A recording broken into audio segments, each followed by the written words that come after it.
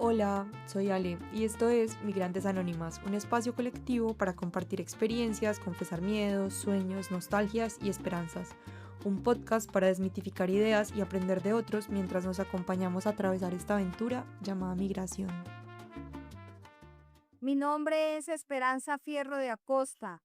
Yo, herida de la tragedia de Armero del 13 de noviembre de 1985, busco a mi hija Diana Marcela Acosta Fierro. Cualquier información que tengan, por favor comuníquese. Mi nombre es Heidi Di Bella, fui adoptada de la tragedia de Armero, ahora vivo en Italia, busco algún familiar. Mi nombre es Adelaida Hernández, mi familia adoptiva me dice que fui adoptada después de que sucedió la tragedia de Armero.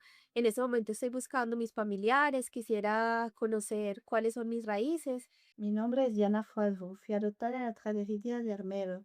Estoy buscando a mis familiares, estalla cuando era pequeña. Cualquier información, por favor, con la Fundación Armando Armero. Gracias. Los colombianos que acaban de escuchar fueron dados en adopción a parejas extranjeras y nacionales luego del desastre de Armero, una avalancha que el 13 de noviembre de 1985 dejó al menos 23.000 víctimas mortales y a un pueblo sepultado, luego de que el Nevado Cumandai, también conocido como Nevado del Ruiz, hiciera erupción. El lodo y los escombros arrasaron con el pueblo en la madrugada. Más de 500 niños desaparecieron luego del desastre, aunque sus familias creen que fueron dados en adopción. Jennifer de la Rosa tenía 6 días cuando ocurrió el desastre. En Colombia fue registrada como Jennifer Tapasco y sus padres la adoptaron en Manizales. En la búsqueda por sus orígenes empezó a sospechar que era una de las niñas perdidas de Armero. Hoy es directora de cine en España y en medio de su búsqueda personal hizo el documental Hija del Volcán, en el que trata de dar respuesta a esas preguntas por sus raíces que la acompañan desde niña. Bienvenida Jennifer, llevábamos mucho tiempo deseando tenerte en Migrantes Anónimas, así que es un honor tenerte aquí. No, bien hallada, muchísimas gracias. Yo también tengo mucha ilusión de estar aquí. Tú a veces te autodefines como que creciste de manera extranjerizada, a pesar de que prácticamente que has pasado toda Mm. tu vida acá en España. ¿Cómo se siente crecer en un país que a lo mejor no te hace sentir que perteneces a él? Ha sido complicado ubicar ese sentimiento también, ¿no? Porque desde pequeña y además creciendo en una ciudad más pequeña como es Valladolid, más conservadora, pues me costó, bueno, primero encontrar otros referentes, ¿no? De otras personas colombianas y bueno, mi padre se encargaba de presentarme, me decía, mira, este es mi compañero, es colombiano, y era su compañero, el colombiano, ¿no? Como que había uno. Y entonces, pues a mí me fascinaba porque además era un hombre súper alto, una belleza ahí como súper singular. Y bueno, los comentarios que se escuchaba a tu alrededor cuando empezó a llegar la migración no eran nada buenos. Era pues en cuanto a el sesgo femenino, ¿no? Vienen a quitarnos a nuestros hombres, ¿no? Estas latinas ardientes y yo diciendo, yo soy una de esas, ¿no? ¿Dónde me ubico? Como escuchando eso desde pequeña y dices, quién soy yo, ¿no? O sea, para ti, claro, para tu familia, para tu entorno, eres una más de su familia y se olvidan que eres colombiana y que tus orígenes están allí y tu cara y tus rasgos. Y entonces em, es algo que a día de hoy, ¿no? Cuando ven la película les es complejo ubicar, pero que yo he vivido desde siempre, desde que era pequeña, ¿no? Entonces, pues siempre en el cole, siempre que llegaba alguien nuevo, en el parque, también siempre era como me llevaban hacia China, ¿no? Siempre me decían China de mierda, vete del país. Era algo y digo, ¿cómo no voy a estar recordando, ¿no? Aquellos insultos que desde mi más tierna infancia he vivido, ¿no? Vete de tu país y era algo recurrente. Y luego cuando fui creciendo, a la adolescencia, pues era esa parte que no quiere ser diferente, ¿no? Sin embargo, siempre, ¿pero de dónde eres? ¿De dónde? ¿De dónde? Como que ninguna respuesta es suficiente, ¿no? Para esas personas que tampoco tienen una sensibilidad a la hora de preguntártelo, ¿no? Porque siempre se entiende cuando hay un toque de racismo, ¿no? Y malintencionado. Así que, buf, cuando con 14, 15 quería marcharme de España, ¿no? Y decir, vale, me voy a otro país en el que sea extranjera de verdad. Y a los 18 me marché a Irlanda y dije, bueno, pues ahora sí que soy extranjera, ¿no? No tengo que de verdad vivir con esta losa y he estado mucho tiempo fuera de España y eso también me ha servido como para ubicarme, ¿no? Y para poder contestar sin que me duela, porque la verdad es que como era el tema de la adopción, para mí también un tabú, algo que me dolía de verdad, cuando me preguntaban, pues ahora me preguntas y no hay ningún problema, ¿no? Te contesto independientemente de tus intenciones, pero cuando eres más pequeña no, ¿no? Entonces es un combo. Claro. Y, perdón. ¿Y cómo sientes, por ejemplo, que se manejó esta situación en tu casa con tus padres? Ellos te contaron desde el principio un poco cómo fue como ese manejo. Claro, mis padres sí, por su parte, pues hicieron un álbum de fotos de cuando fueron a por mí. Yo estaba en el ICBF en Manizales, en el orfanato de Manizales, y hicieron un montón de fotos. Y viajaron por el eje cafetero, muchas, muchas fotos por todos sitios. Y al final de ese álbum estaba el Nevado del Ruiz, ¿no? Y estaba la población de Armero ahí con las imágenes de como de todo lo que arrasó. Entonces a mí me conflictuaba mucho esas imágenes al final de un álbum que era pues eso, toda la felicidad de ellos, ese momento de encuentro, que luego vuelves a leer de otra forma, ¿no? Como cuando vas creciendo, pero en ese momento era como, ¿qué tiene que ver este volcán y este volcán que ha arrasado otras cosas, ¿no? Seguramente las fotos que estaban en el álbum familiar de Jennifer no eran diferentes a las imágenes que se veían por televisión. El lodo cubriendo Armero ese 13 de noviembre. Imágenes que seguro contrastaban con el colorido del paisaje cultural cafetero, la región de donde era la madre de Jennifer, Dorian María Tapasco, una mujer a la que lleva años tratando de encontrar.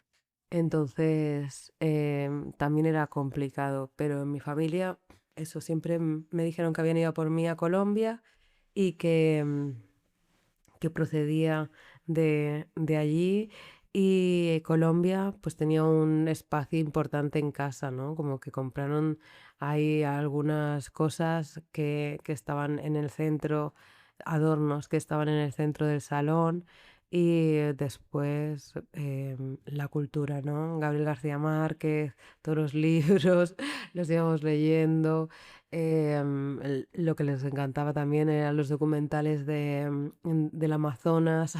Ok, Entonces era como una Colombia ahí muy de, de fachada, ¿no? Así como turística, ok. pero, pero nunca entrábamos más en profundidad, también por el consejo de una profesora, porque yo recuerdo que de pequeña le contaba a todo el mundo que era adoptada y entonces me empezaron a hacer bullying y ahí fue cuando, por consejo de la profesora, les dijo que mejor que no habláramos de Colombia, ¿no? Y que yo no dijera que era adoptada y ya está. Esa fue como su La solución. solución. Y, y entonces, pues yo decidí ahí dejar de hablar y dejar de preguntar también por Colombia porque entendía que había algo malo ahí, ¿no? Cuando era el resto, ¿no? De mis compañeros y compañeras, ¿no? En esas clases, los que ejercían, ¿no? Ahí esa labor de dolor y decirte como, pues eso, que había algo negativo en ti, ¿no? Y luego en la adopción, que también, pues siempre es la visión de te adoptaron porque no te querían, porque te abandonaron em, en un contenedor, ¿no? O sea, esos son mensajes que desde el hoy digo, ostras, qué cruel, ¿no? Y cómo la infancia lo recoge, pero que a día de hoy se mantienen, ¿no?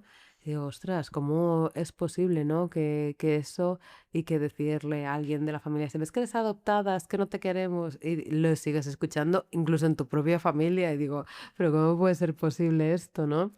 Wow. Así que es complejo. Quería preguntar un poco, volviendo a esto como de que en tu casa siempre hubo como un lugar para Colombia, etcétera. eh, También con esos comentarios que recibías de parte de tus compañeros, ¿en algún momento quisiste desligarte de ahí? ¿Querías como eliminar esa parte de ti? No, total, total. O sea, en mi corazón se mantenía, como digo, siempre por Shakira, ¿no? Que, que la escuchaba y yo, ay, ella sí que me comprende, ¿no? Y, y en la literatura también, pero era como en mi rincón más profundo, ¿no? Pero de cara hacia el mundo, pues yo dejé de tomar el sol, me puse lentillas de color gris, me teñí el pelo de rubio, eso a los 15, ¿no? Entonces era como, también estaba súper delgada para que no hubiese curvas y alguien pensara, oh, es una chica latina, con lo que tenía en mi cabeza, ¿no? De, de toda esa exotización, sexualización, que aunque quisiera taparla, ¿no? También la he vivido. Entonces, sí, fueron años complicados, ¿no? Y, y ahora existen asociaciones, ¿no? Y puedes encontrar a otras personas también que son activistas del tema de la adopción y encontrar más recursos, pero cuando tenía 12, creo que fue ahí un momento clave en mi vida, no me sentía muy, muy aislada, ¿no? Y ahora que hablo un montón con adolescentes, también me dicen que se sienten aislados, ¿no? Y aisladas. Entonces digo, no, mi pensamiento de ahora Internet nos ha salvado en eso, ¿no? Que puedes bucear, puedes encontrar muchas más cosas, me dicen que no, que tampoco, ¿no? Entonces, bueno, pues queda eso, el hacer red, ¿no? Y que sepan, pues, que pueden contar con algunas personas como yo y algunas asociaciones, está la voz de los adoptados, en la que hay charlas, en la que hay un montón de cosas, ¿no? También que se hacen, pues, para que nos conozcamos. Claro. ¿Sientes que a veces estos jóvenes o en tu caso en algún momento tienen la sensación de hubiera preferido quedarme en mi país? O sea, como, claro, que al final fue una decisión que no tomaron ellos, no sé.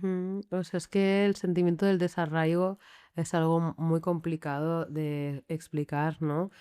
Para alguien que no haya migrado. Si has migrado, sabes lo que es estar, ¿no? En otro país y sentir ese sentimiento de estar alejada, ¿no? De tus raíces, que la palabra lo dice y lo expresa de forma muy bella, ¿no?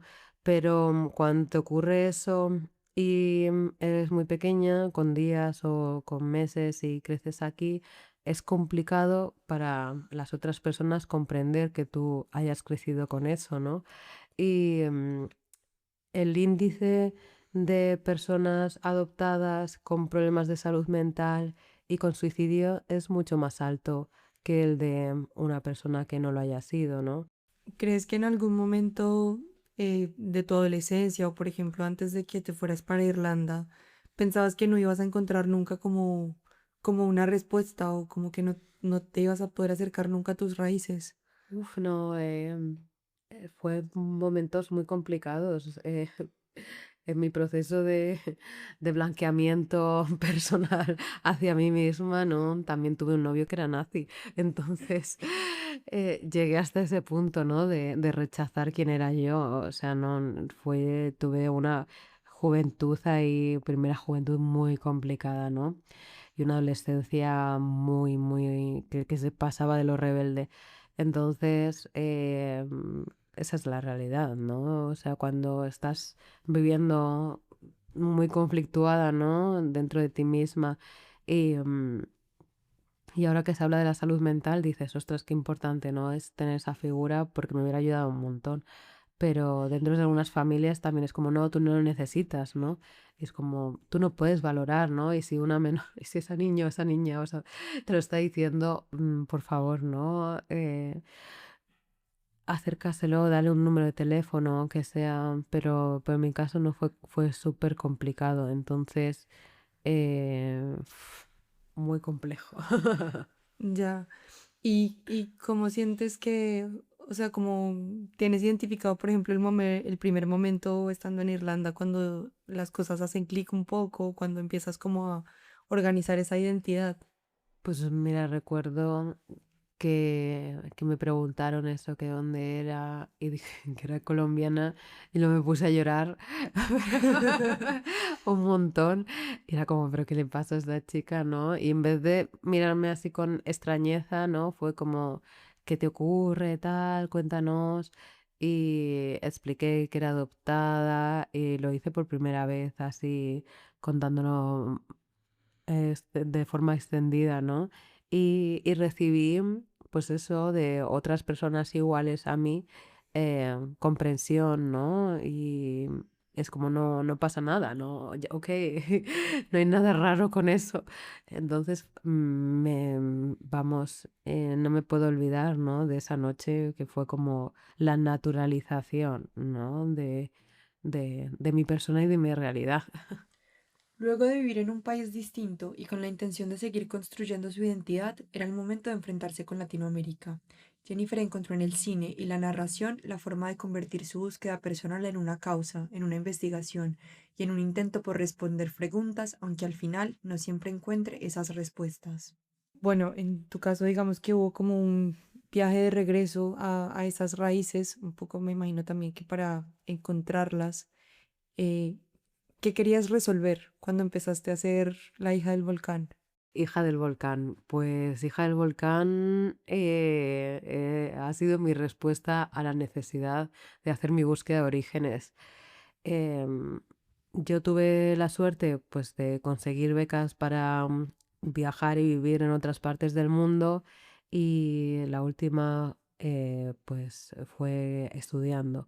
eh, hacer el trabajo final de grado en Brasil. Entonces me marché para allí y un año y fue maravilloso, ¿no? También cuando dije que había elegido Brasil era porque tenía que ser un país de habla no española, que no estuviese parte de la Unión Europea. Yo explicaba como todo, una explicación grandísima para que nadie pensara que yo iba a, a Latinoamérica, no a Vilayala, a conocerla, no, era como, no, yo voy allí porque es como la oportunidad que me han dado, la única, ¿no? Como para poder, pero no, en realidad tenía muchísimas ganas de conocer mi continente, ¿no? Y me enamoré, ¿no? Me encantó.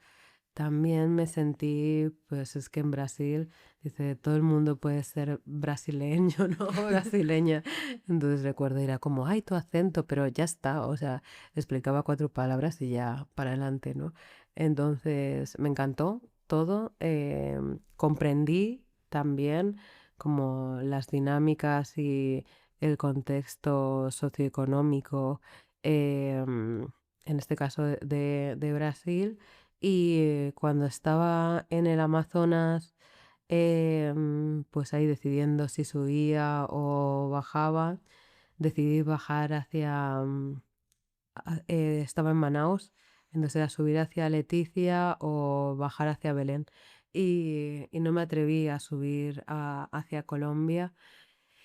Me, me congelé ahí, ¿no? Fue como, uff, todas, como yo me estaba mentalizando para entrar, ¿no? Y dije, qué buena entrada, ¿no? Desde el Amazonas a mi Colombia. Y no, entraron como todos mis miedos.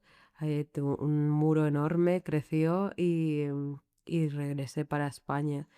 Pero dije, no puede ser, tengo que conocer Colombia, ¿no?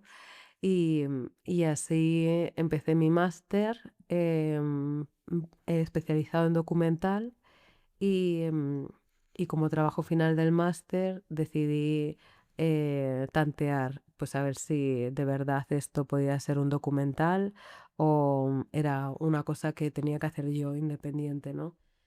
Y, Y nada, la verdad es que tuve mucha suerte en cuanto al tutor que tuve y me aconsejó muy bien, me dijo empieza a grabar, a ver qué tal te sientes delante de cámara, qué tal pues cómo posicionarías la cámara, pues un poco comprender todo. Y así lo hice y ese fue mi empujón para viajar en 2016, ¿no? Por primera vez.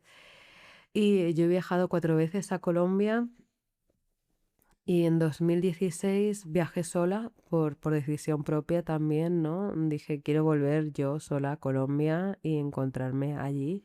Y también buscaba eso en la cara de otras personas, ¿no? Que se parecieran a mí, era algo como súper importante.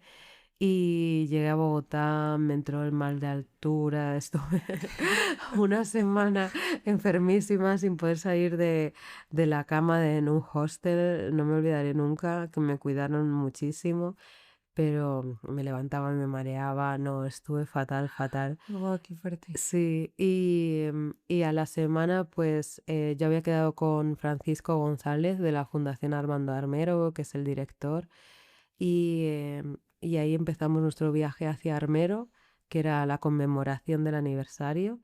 Y, y entonces me resultó como mucho más complicado comprender que había tantas familias que estaban buscando, ¿no? A sus hijos, hijas, sobrinos, sobrinas, había nietos, nietas, o sea, se abría el abanico, pero cada persona que me veía me decía, ay no, tú no puedes ser mi hija porque fue un niño lo que yo perdí.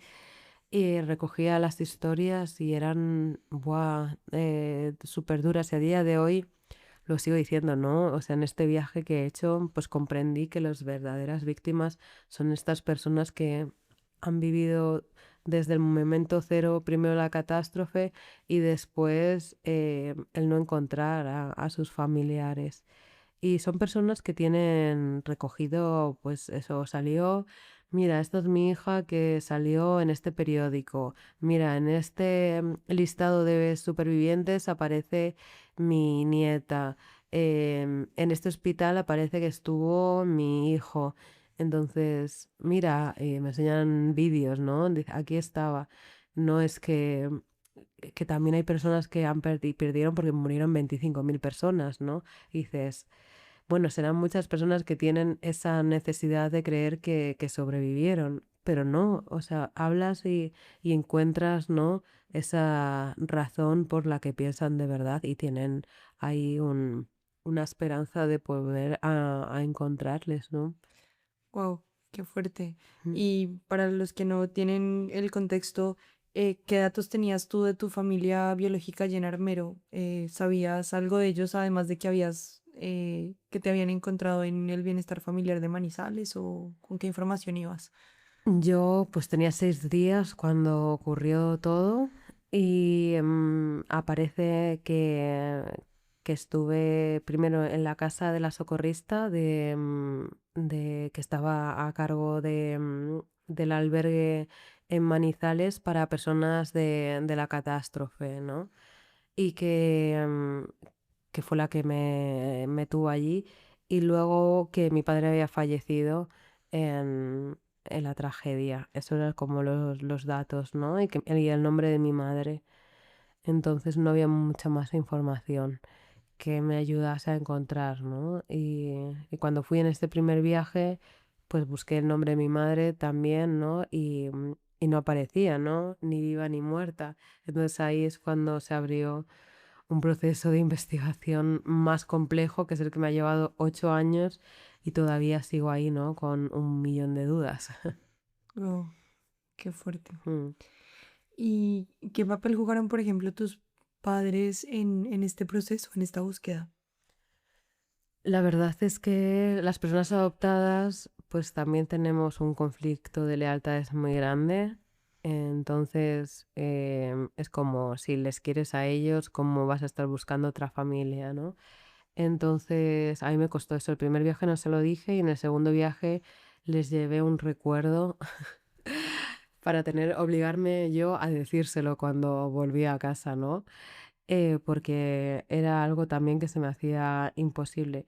Y nada, mis padres, me acuerdo, mi madre me dijo, pero ya sabíamos que te habías ido a Colombia, ¿no?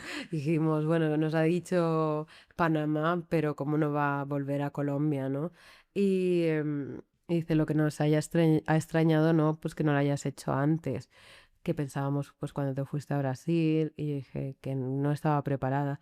Y me dijeron, es que son tus raíces, ¿no? Es donde has nacido, es normal que quieras volver y conocer y preguntarte. Entonces fue como algo que para mí, pues me lo guardo, me pareció algo con tanta sensatez, ¿no? Y tanto cariño y tanta cercanía, pero que a la vez yo, y a día de hoy, pues ahí sigo intentando acercar mis dos Jennifers, ¿no? Jennifer Tapazco, ¿no? Como me presentaste, y Jennifer de la Rosa, que todavía ahí hay una distancia que cuesta ahí acercarlas. Uf, claro, me imagino. ¿Y qué significa ahora para ti, después de ese viaje, ser colombiana? Es ser yo, ¿no? Es como que cuando me miro y cuando pienso de dónde procedo, ¿no? Y en mis ancestros, pues pienso en Colombia, ¿no? Y ahora tengo más respuestas, conozco más la cultura, ¿no? La sociedad, como estoy agradecidísima que hablemos español, ¿no? Porque ha tendido unos puentes, pero a la vez dices, ostras, todo el colonialismo, ¿no? Todo lo que ha supuesto, todo el dolor que hay detrás, ¿no? De lo que generó y cómo esos movimientos todavía pues han llevado a mi adopción. O sea, como una y otra vez, ¿no? Ese poder de España sobre otros países, ¿no? Se mantiene y dices, wow, qué fuerte es todo, pero qué bien rodearme, ¿no? De tantas personas colombianas, también amistades, ¿no? Conocer más la literatura, el cine y poder pasar más tiempo allá es algo que me encanta, ¿no? Qué guay. ¿Y qué significa entonces ser española? Ser española es otra cosa que también digo, mira, ni de aquí ni de allí es algo que, que me representa total, ¿no? Porque, pues digo, sí, soy colombiana y súper orgullosa y ahora cuando me preguntan siempre por mis orígenes o me ven, ¿no? Enseguida, pues me ubico así. Pero claro, me falta un montón de conocimiento, ¿no? Social y de años, ¿no? De vivir allí. Y sin embargo, todo eso lo tengo aquí, en España, pero, pero la extranjerización continúa a día de hoy, ¿no? Es complejo el como no acabarte de sentir parte de esta sociedad. Y bueno, pues claro, escuchar todos estos mensajes de la derecha una y otra vez, ¿no? Días tras día, es increíble, ¿no? Y dices, pero por favor, ¿en qué sociedad vivimos, no? Entonces, ser española significa que he podido crecer aquí, que he tenido unas oportunidades de estudiar, una enseñanza pública continuada, unas becas, ¿no? Una sociedad que se ha llamado el bienestar, ¿no? Y, y poder ser parte de eso, ¿no? Ser parte de Europa y hacer la beca Erasmus, ¿no? Que tener los vuelos baratos por Europa. Entonces es bueno, pues es reconocerte todas las complejidades, ¿no? Que el balance, la balanza eh, mundial, ¿no? De quién sostiene y quién se lleva las cosas, pues también el saber que estás en un país privilegiado. Y yo creo que ya para ir terminando, como que solemos hacer una pregunta de cómo nos ha transformado migrar. Yo creo que en tu caso sería como, ¿cómo te transformó ese viaje de regreso a Colombia? Migrar me ha transformado toda, todo mi ser, ¿no? Primero, pues cuando estuve viajando y viviendo en otros países de Europa y, y comprender las distancias, ¿no? Y también pues lo que viven otras personas cuando están separadas de su familia, ¿no? Y, y luego como volver con otra madurez a Colombia, ¿no?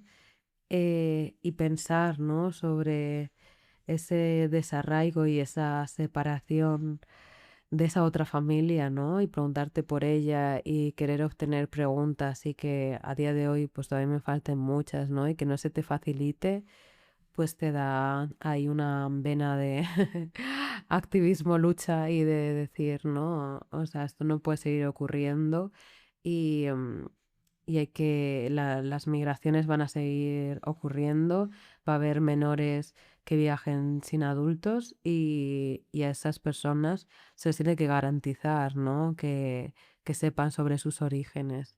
Así que ha sido un poco de rabia, de, hay un nudo en el estómago y que se transforme en algo que sea de lucha, ¿no? Porque se haga justicia en torno a ese tema. Total. Pues bueno, Jennifer, o sea, encantadas de tenerte aquí y con Encantada. muchas ganas de ver tu película.